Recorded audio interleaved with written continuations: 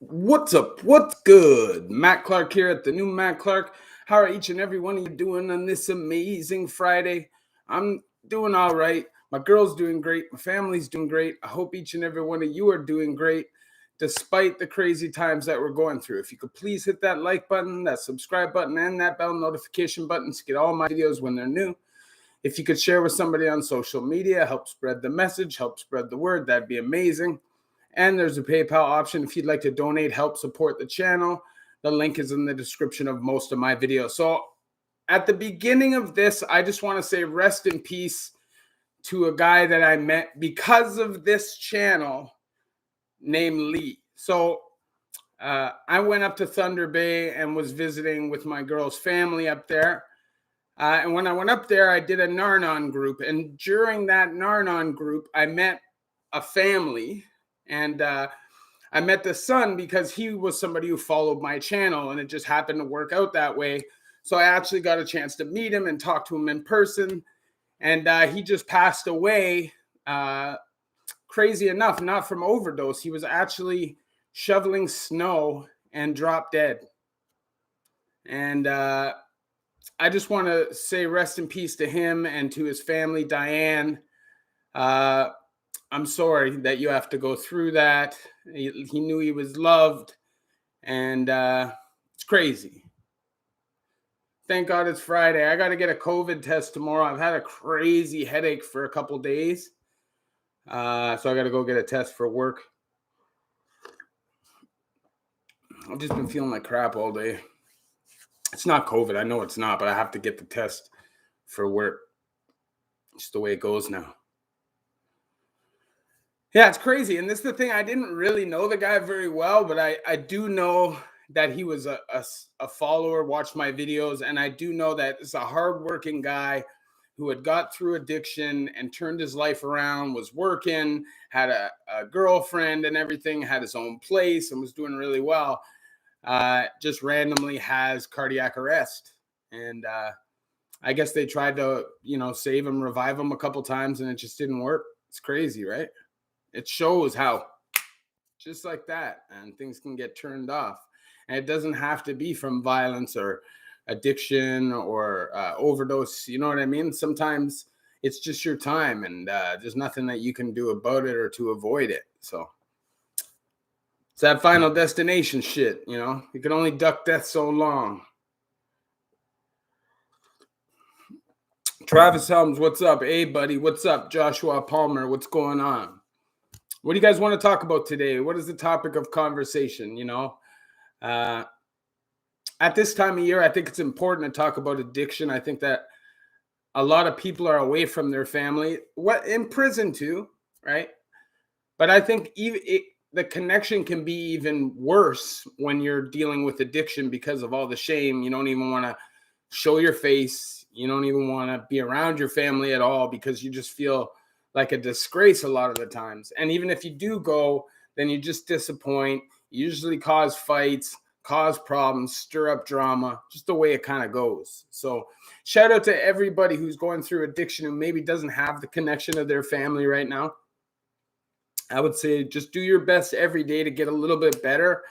And hopefully they'll recognize and educate themselves that addiction is not as easy for some as it is for others. Like I know people that blow lines, drink, do all these things, and just turn it around overnight. They can do that. It's possible for them. And then there's people that literally can't quit smoking cigarettes. It's a lifelong challenge or battle. And I think sometimes because we don't experience what people experience, it's hard for us to recognize what they're going through. And I think in a lot of cases with family members, that's what it is. So, if you have a family member who's dealing with addiction and you really don't see them very often, even at all, try to reach out and just let them know that they're loved. You don't have to enable them. You don't have to give them money or offer them to come back, live at home. You don't have to do any of those things. All you have to do is tell them that you love them, that you're thinking about them, and you hope they can turn it around. And just that little bit means a ton. And a lot of people don't know that. I hear recovery December 24th will be 20 years I've been out of the hospital. Congrats. That's amazing.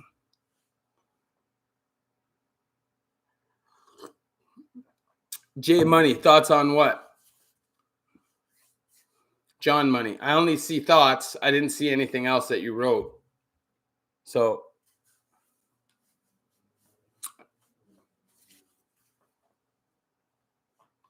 but Northside YAG, Ontario shutting down or what, bud? I'm sure they are. I don't want to talk about it. It's crazy to me, man. You know, you can't constantly run. Clearly, it's something we're just gonna have to live with. I feel like that, and it is what it is. Maybe everybody's got to run through it.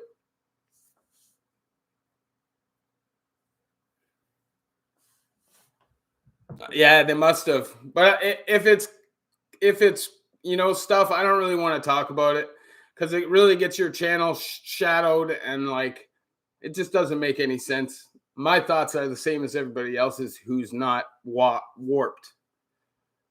And I remember there was a time when people questioned big pharma. That time doesn't exist anymore. But let's just keep that moving. I said some junkies broke into my car 2 weeks ago. I caught one and smashed him, and now his family is suing me. I wanted your thoughts. He was 17. I mean, it's an action that you're gonna have to live with. But I definitely understand where your position is from. I don't know how the kid looks. I don't know if you knew he was 17 and how badly you beat him or up or whatever. But I feel sometimes it's better, you know. They take a little bit of an ass kicking, they learn their lesson, and they keep it moving, right? But people are weird, man, and I would say that definitely it's your stuff, and you have the right to protect it. Sometimes you may have to live with that, but that's okay too.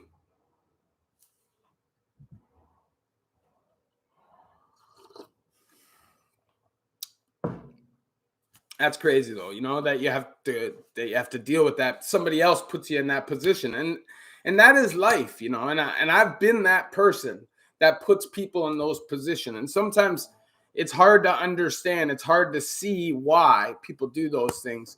But somewhere that guy is struggling, there's a reason why that guy has to act that way, or at least feels like he has to act that way. And it's most likely lack of parenting, uh, drug addiction, and things that drive that, or it could just be straight out hunger. You never know.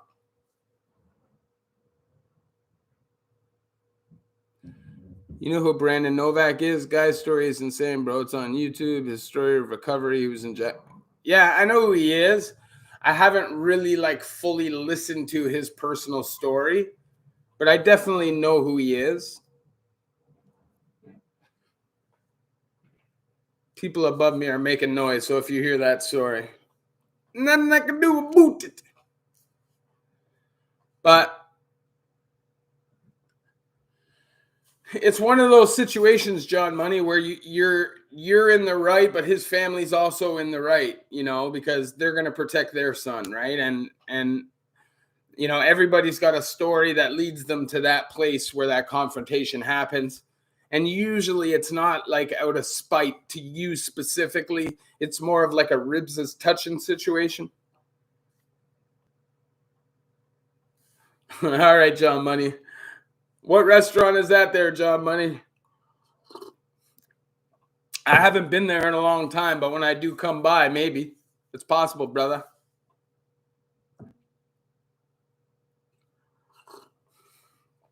I've been off Instagram for a month now, I feel like. Maybe 3 weeks. And I'm telling you, man, I'm having a hard time signing in. I really am. I'm having a hard time going back there. I know I have to do it because I want to get back into interviews and stuff. So I'll get back there sooner than later. But it's been hard for me, man. I've been enjoying this. Sorry, because some broke into your car one time. The car broken into, and they didn't find nothing. So we're both puzzles as to why. Hold on.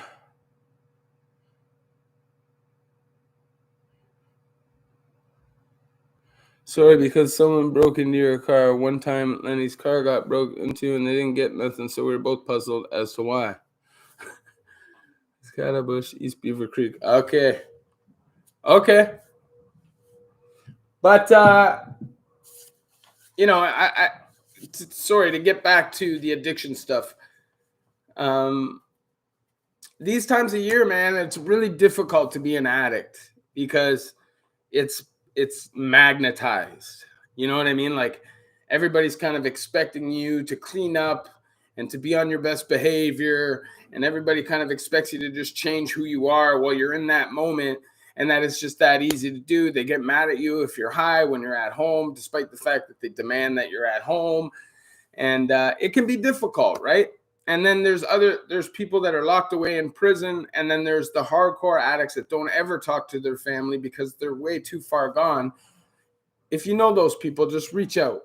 If you know where somebody like that is who maybe doesn't have any family, reach out to them, tell them that you're thinking about them and that you care about them. And it doesn't even necessarily have to be like a family member, somebody that you love. You could just, if you see somebody suffering, man, it's the holidays. Just reach out, give them a sandwich or you know what I mean. If you see somebody and you could do something for them, do that.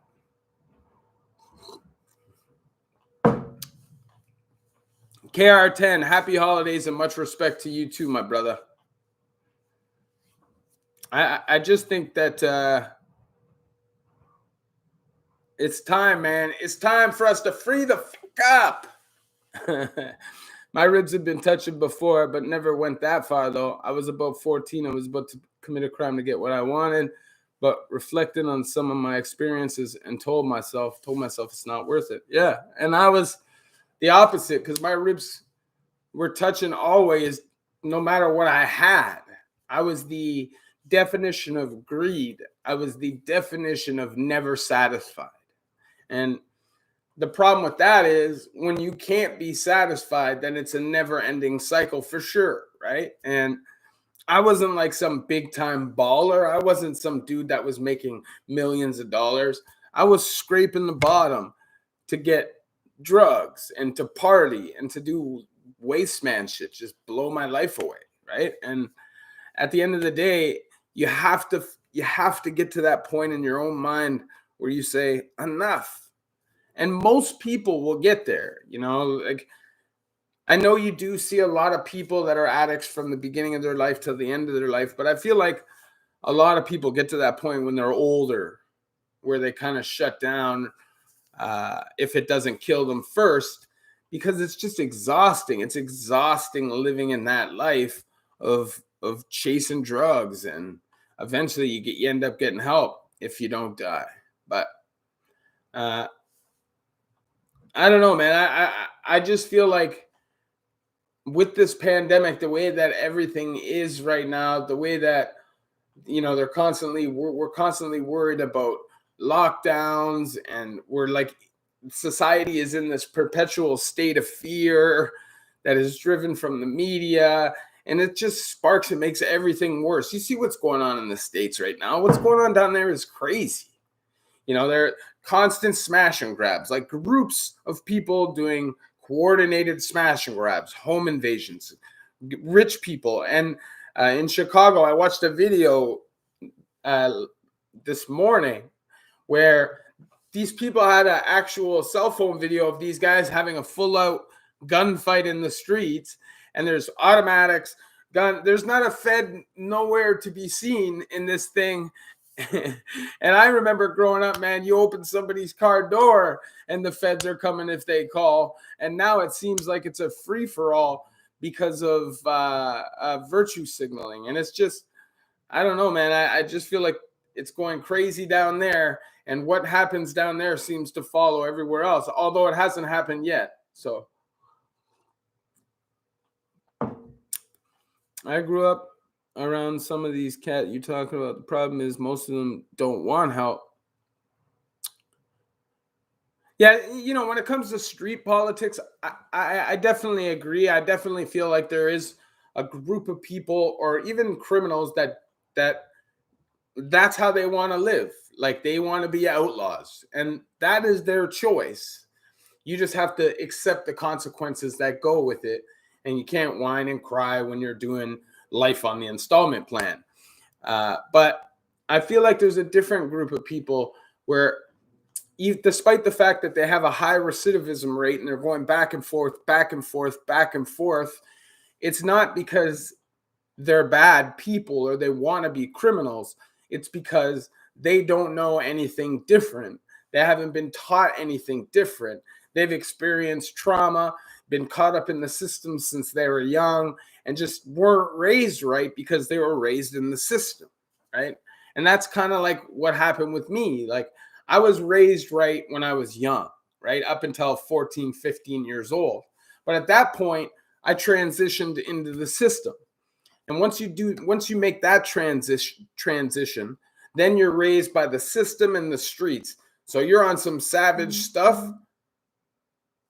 Just is what it is. You know, you get to a point where you kind of forget about being empathetic or, you know, being or having humanitarianism, you know, at all. Like you just don't really care about anybody else at all except yourself. And you get to this point where you're just kind of like more of a problem than you are even anything else. And that's who I was, because I wasn't considerate. I didn't give a damn whose life I brought stress to. I didn't care if I brought heat with me when I came around. You know, if you weren't like my best friend, I would steal from you, rob you. It didn't matter to me. Just, I didn't feel like I was a good person. And I feel like the reason was because I was raised up in the system from a young offender. You're taught like it's dog eat dog. Nobody's going to protect you but yourself. Nobody's going to feed you but yourself. Sure, you may get your food put on that range, but that doesn't mean you're going to be eating it. You have to ensure that. And when you grow up like that, it just creates something different. It teaches you to take when you're hungry. You know what I'm saying?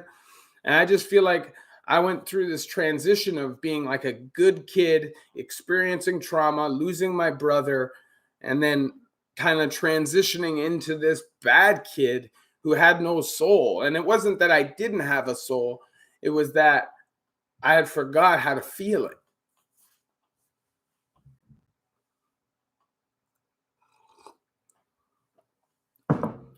No, I never received disclosure the week of my trial. No, that's crazy. Scooby Tube, man, what's up? Chris Love. Did you go to residential treatment center to beat your addiction? I went to Stonehenge and Guelph. So I went to Stonehenge as well, Chris, for 6 months. Imagine if they sent you to the army instead of TIAC. You know what I'm saying? Or if they put you into trade schools. And like when you went to places like Sprucedale, they were a little different because in those places you went to school, you played sports, you like did games. They like tried to build you up a little bit as a man. But TIAC and Hamilton were a different thing. It was different. It was like jail, but for kids. So it was kind of impossible to come out of there anything but a savage if you were going to continue to doing time. Is loyalty mostly just a word in prison? No, I don't think so. I think you can definitely find real loyalty in prison. I've seen it. I've seen guys ride to the death for guys. But then I've also seen a lot of guys turn their back on guys and not be loyal at all. It just depends on who you are and how your judge of character is, because it's you that surrounds yourself with the people that you surround yourself with. So you have to be a good judge of character. And if your priorities insist that people have certain characteristics for them to be riding with you or be your homeboy, then you should be okay. And you also got to keep people at a distance. You have to understand this is prison. This is jail. Not everybody's going to be your friend. Not everybody's got your best interests at heart. You have to have that. You know what I mean? And it's like that if you're dealing with addiction too. If you're in trap houses, people are savage, man.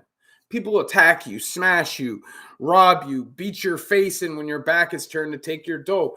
Go in your pants when you're sleeping, your socks, your friends, man. People you know and love will do these things to you if they're addicted. I've never been to Renaissance. No.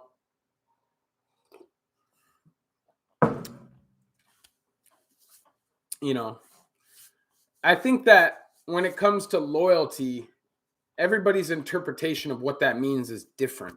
So to me, loyalty is you don't do anything to me that you wouldn't want done to you.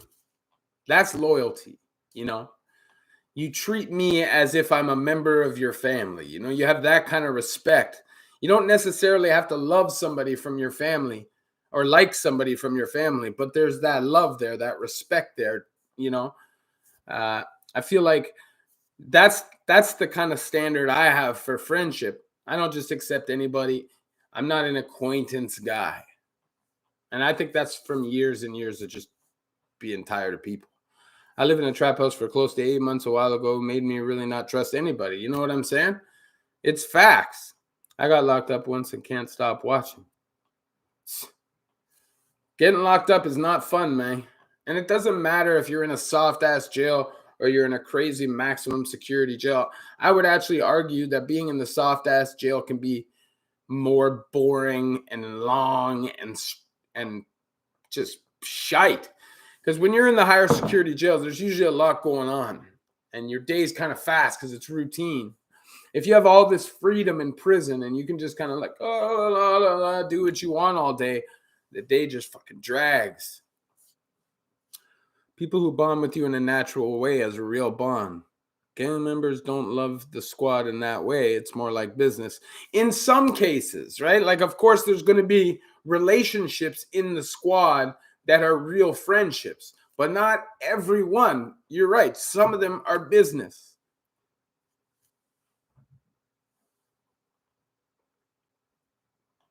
Newborn trapper.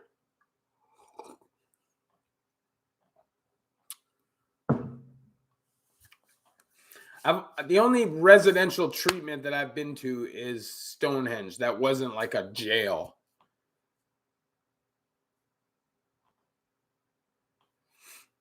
Yeah, for sure, T-Dot. Like, you know that. There's dudes in gangs, whether it's the mafia, biker gangs, street gangs, whatever it is, organized crime, whatever it is. Maybe a lot of those relationships, you're right, are just business relationships. What can you do for me, right? But a lot of the time, those relationships are formed because a couple of people that are truly friends, they start recruiting some people, and then it gets bigger and bigger. And by the time it gets the octopus tentacles reach out, then there's no real relationships to the people that are actually like the head. You know what I mean?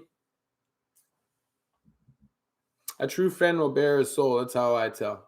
That's how I tell too. I have friends, but I don't really have lots of friends.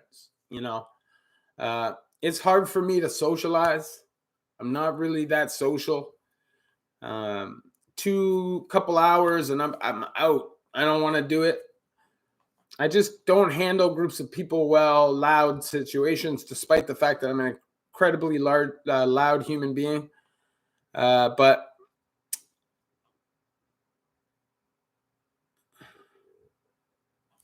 yeah, so when you find that true bond with somebody, like, it's real. I have a couple friends that I don't even see anymore, but that bond is there. If they call me anytime, they already know. It's better to keep your circle small. I feel you. I feel like you have to be able to know everybody in your circle and all their connections.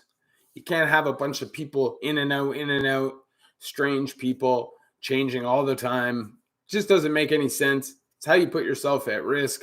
And I'm just like a hyper vigilant person. It's just the way I think now.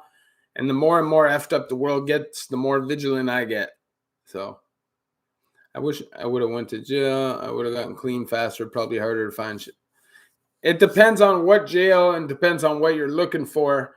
But it's also a lot easier to turn down drugs when there's a risk of losing your life if you can't pay for it. Newborn assassin, you already know.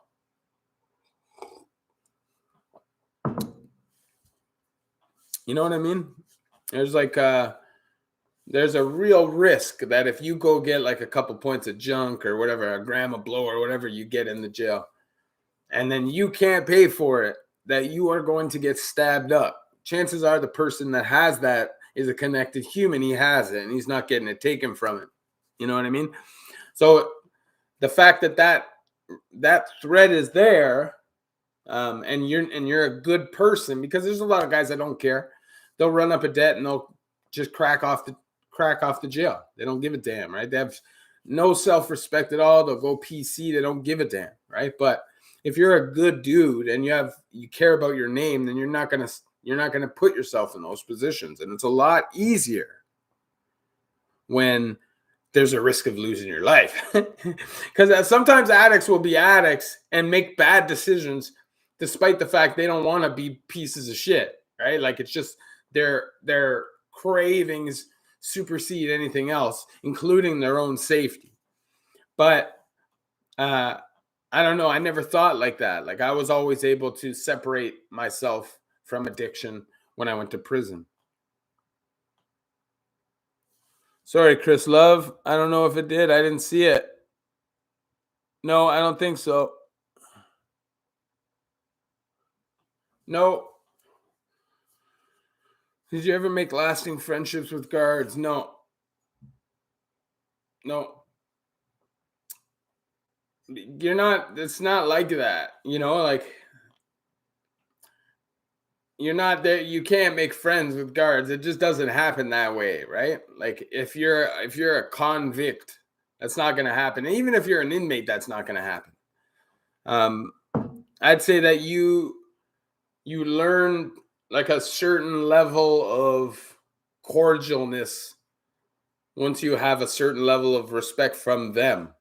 Because once you've put in your work, they've seen you throw your hands and shit. Usually they're not going to mess with you the same as some new fish off the street. If they've seen you do your time and you have your respect throughout the jail, they're not typically going to mess with you. But friends, nah. Great to see you, Matt. I'm going to enjoy our first real snowfall. Xmas is here soon. Take care and be grateful for all you have today, brother. Another Xmas with family out of jail is beautiful. You already know, Eddie. And Merry Christmas to you. Happy New Year to you and your family as well. Freedom is a must, my brother, especially now. Like, it's the worst time to be in jail. It's the worst time.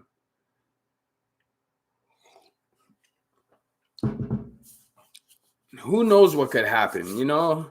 Like, we're at that kind of like a situation right now. Who knows what could happen day by day? If you're in the building, go up and hit that like button. If you haven't hit that like button, it's easy to do and it helps the channel. Thank you very much. If you haven't subscribed to the channel, you can subscribe to the channel and hit that bell notification with all, so you get all my videos every single time they come out. I usually do 1 or 2 a week plus 1 live a week, typically, sometimes 2. But that would be super sweet if you would do that. And if you'd like to donate, help support the channel, the link is in the description of most of my older videos and now starting to get back into my newer videos.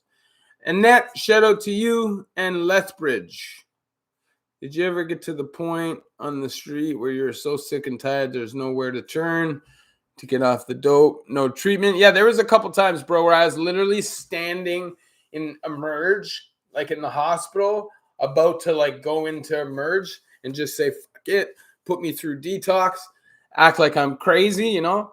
But I'd like get a hold of somebody and get dope. That's just my cycle. The Orangeville Courthouse Crown wants 10. Oh, hold on. I only see this one part. The Orangeville Court Crown wants 10 months. I would likely be going to Maplehurst.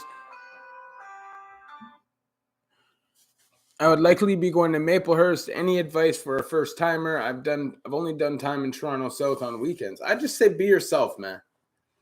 Be yourself. Don't try to be something you're not. Don't get involved in politics. Don't gamble unless you can pay for it. Don't borrow something unless you can pay for it. Take a bunch of money with you so you have a bunch of canteen money. And that's about it. You know, 10 months not too bad, man. You'll do 6 of that. Right? 2K medium. Which medium security pens are single cell and which do you get a bunkie?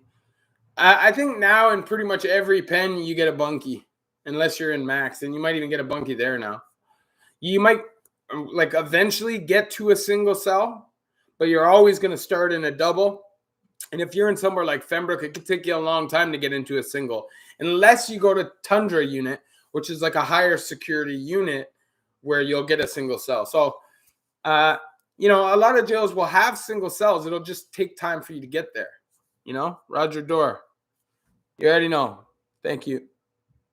Never been addicted to drugs. I guess it's probably because I do not have an addictive personality. Some odd reason I can take substances or leave them. And with me, it's like that with some things. It's just not like that with hard drugs. And it's just not. And once I start going, I go. There ain't no stopping me. I'll be in prison or dead within a few months. Eddie Spaghetti. Yeah, I spent many Xmas locked up. I remember the lonely, alone feeling around Xmas. You couldn't feel it, sensitive Matt. Yeah, man. You already know. Are you planning on traveling outside of Toronto once COVID is done? I don't live in Toronto, so I've traveled outside of Toronto many times, and I was in Thunder Bay actually just like a few months ago.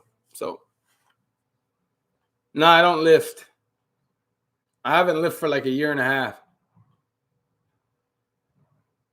Joshua Palmer, Annette Melchick. Hell yeah. My first stop is Quito, Ecuador. You already know. Death or prison eventually. That's it. Dope.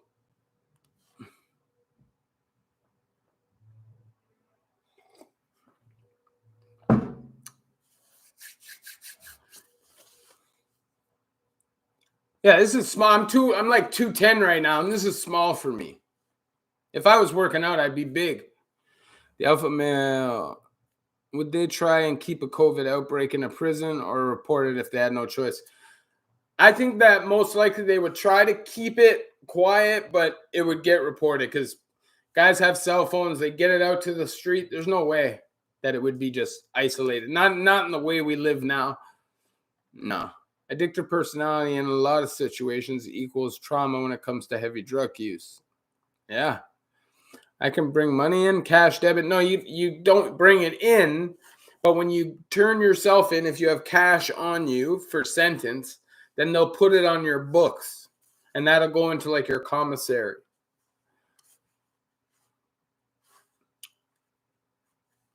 Annette Melchick, MP.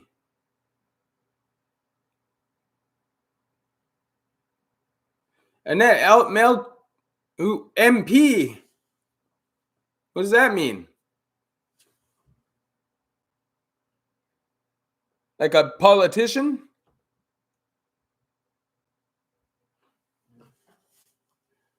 If you could pick one person, dead or alive, to be a celly with, who would it be?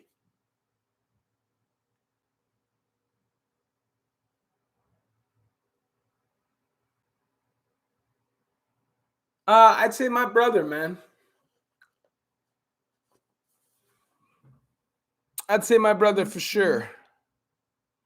He's super chill when he did time with me. So, yeah, I don't.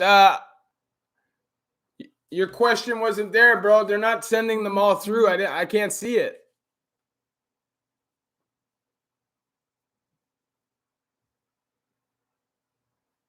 No. Oh.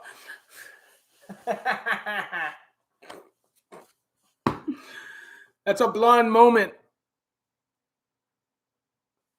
But if it wasn't a family member, like if it wasn't a family member, who would I pick to do time with? I don't know. I probably try to pick somebody who's not going to snore. I try to pick somebody who's probably not going to talk. And I try to pick somebody who's not going to argue. So, I don't know. It'd be hard to say. Yeah. And I wouldn't pick Carmen Electra either. Shakira. I know I had a brain fart, Joshua Palmer. I had a goddamn brain fart.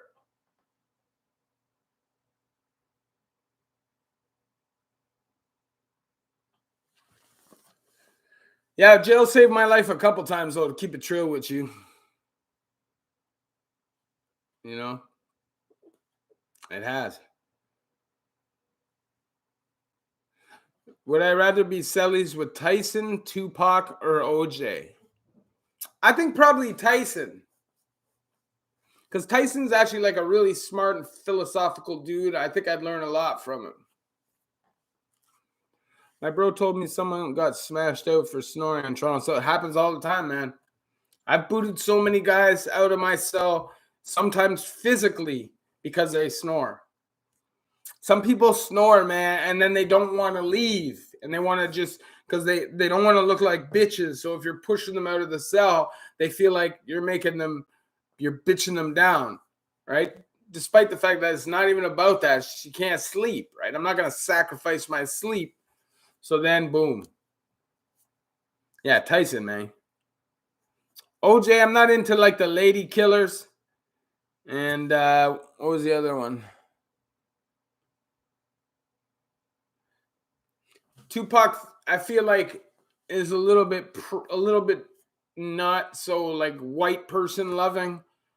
So I think it would be a harder like relationship to forge, friendship to forge. I think Tyson would be the best person to do time with out of that group. I have a psych unit who snored, stank, and crackled in their sleep. Ugh, horrible. The only thing as bad to me as snoring is camel chewing. I'll fight people for that shit. It just makes me angry. It makes me rage. People bite their fork. Oh, I don't get it.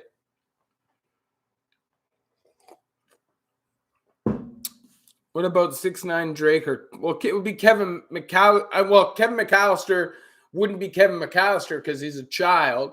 So you'd have Macaulay Culkin, which I would probably have to say Drake. You could say 6ix9ine because you could just bitch slap him around the cell, extort him for his money and shit, because he'd be a total bitch in a cell. 100%. You could just whap, whap, whap, just barehand him for all his commissary.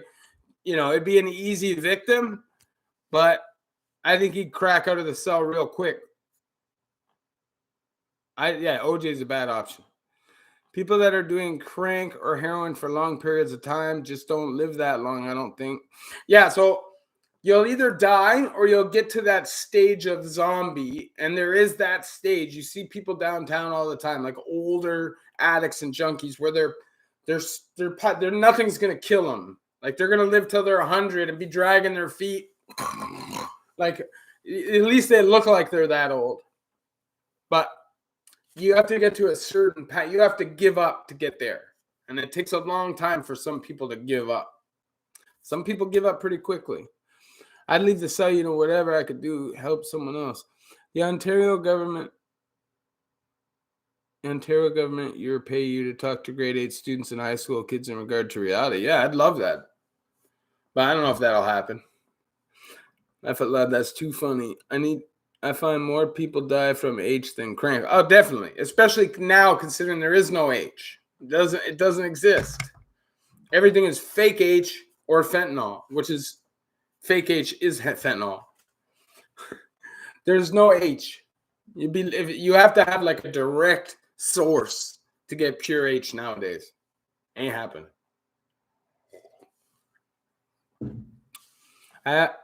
I've had to have psych nurses force my psych roommate into the showers. Yeah. Ugh. But sometimes you got to do that in prison too, man. You got to force older guys to take showers. You got to be mean. Not like you're not beating them up, but you're putting them on blast loud so everybody can hear it. So that forces them into the shower. Because there's a lot of guys, man, believe me, they're 20, 30 years in. They don't give a damn. They're 60, 70 years old. They don't care. They ain't getting any in their life anyways. It did get super cracking in Joyceville between 2006 and 2008. It was super cracking. Like people were getting stabbed all the time. And then between 2011 and 2014, it was like kind of cracking. Like there was still people getting poked up, but not nearly like it was the first time I was there. Oh God, I couldn't understand that. I had a friend who was staying with me prior to returning to prison for a sentence bid and couldn't understand the white noise thing. But my thought is, what are you going to do when you return to prison? Yeah. Newborn homeless man with heroin addiction has one of the best interviews I've seen online. His biggest wish was to take a pill to make him forget what heroin felt like. He is happy though.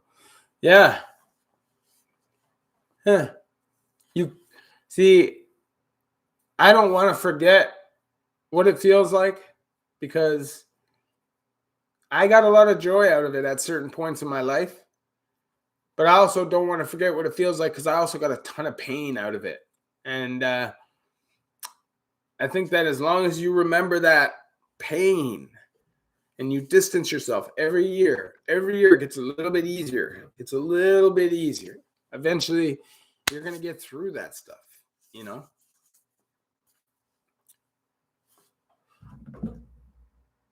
So I just got to look at something here.